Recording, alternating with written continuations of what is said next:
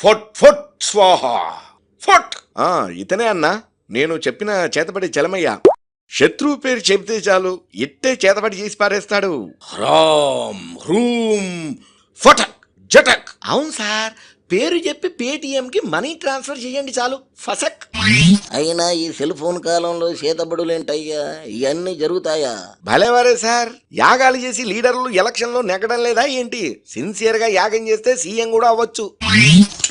అవును సార్, అది పాజిటివ్ అయితే ఇది నెగిటివ్. పని జరుగుతుంది, నమ్మండి. హ్రామ్ హ్రూం ఫట్. ఇదిగో చూడండి, ఈ చిన్న బొమ్మని ముగ్గులో ఇక్కడ పెట్టి సూదులు గుచ్చుతాం. ఎక్కడో ఉన్న మనిషి ఎఫెక్ట్ అవుతాడు. అదే మరి టెక్నిక్. నీ బొందా, ఈ పుర్రలేంది, అస్థి పంజరాలేంది? ఇదేదో జానపద చిత్రంలో మాంత్రికుడి గుహ సెట్ లా ఉంది. ఇది సినిమా సెట్టే సార్. చేసే పనికి బ్యాక్గ్రౌండ్ బాగుంటుందని రెంట్ పే చేసి తీసుకున్నాం అంతే. ఏమోనయ్యా, మీ శాదస్తంగాని సెల్ ఫోన్ కాలంలో చేతబడులేంది, మీరంతా ఎక్కడో ఉన్నారు. కాస్త అడ్వాన్స్గా ఆలోచించండి అయ్యా.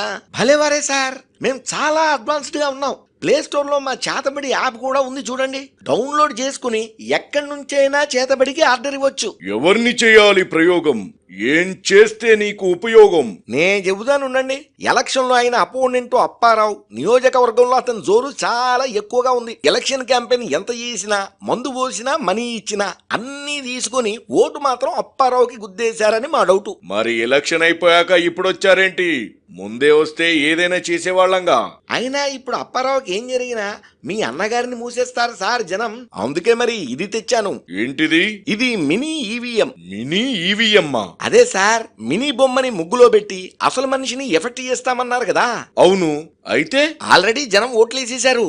ఎలక్షన్ రిజల్ట్ ఏంటన్నది ఈవీఎం లో రికార్డ్ అయిపోయింది. దాన్ని మేమేం చేయలేం కదా. కాబట్టి ఇప్పుడు మీరు ఈ చిన్న ఈవీఎంతో చేతబడి చేసి ఆ అసలు ఈవీఎంలో రిజల్ట్ని మాకు అనుకూలంగా మార్చేయాలి. అందుకే వచ్చాం.